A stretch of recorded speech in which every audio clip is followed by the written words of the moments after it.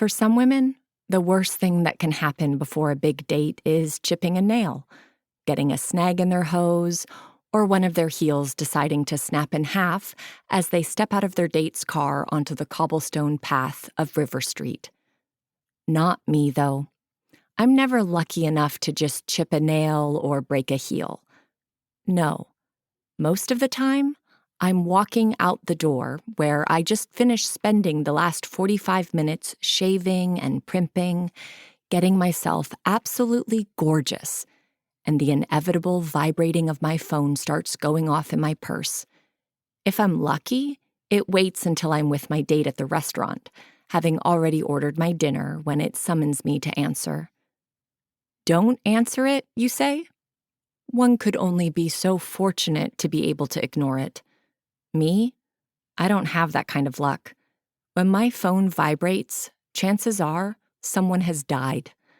I wish they had waited until I had gotten through my margarita, indulged in some chocolate mousse, or, heaven forbid, when I'm leaving my date's house after a night together. I'm not normally callous enough to think these thoughts as I'm racing to the crime scene, leaving yet another date behind in the dust. But tonight I'm in a mood. And my luck ran out when I decided to take the lead homicide detective position. Though I wasn't particularly interested in my date, dinner looked amazing, and the dessert at the next table over made my mouth water. Unfortunately, 2 bites into my fillet, and the buzz from my purse summoned me. Being a woman in my line of work, the last thing I want is for someone to question my capacity to do my job and my ability to get there in a timely manner. It's my duty to check out the crime scene with my team in CSI as quickly and as thoroughly as possible. So the only person getting their ass handed to them is the bad guy. As I'm pulling up to the scene, I procure my flats from my bag in the back and switch them out for the stilettos on my feet. Stilettos aren't my first choice in shoes, but with my 5'6" frame, stilettos are what give me the height advantage for a tall date, as well as make my short, muscular legs seem much longer. My date tonight, the 6'3", semi-sexy lawyer, originally from New Jersey, accent still in full swing, told me to call him when I was finished, said he'd meet me at my place for a nightcap.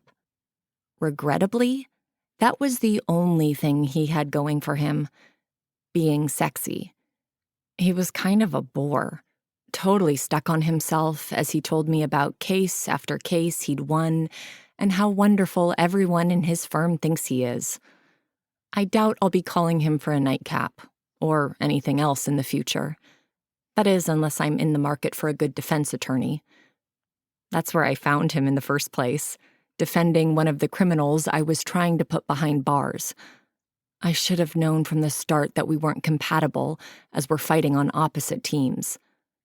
I think I was hoping for an opposites attract kind of scenario.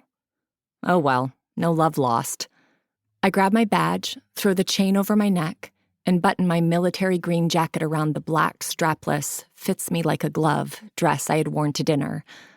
I work hard for the body I have. Running is both my fitness partner and my escape. So when I get the chance, I flaunt what it does for me.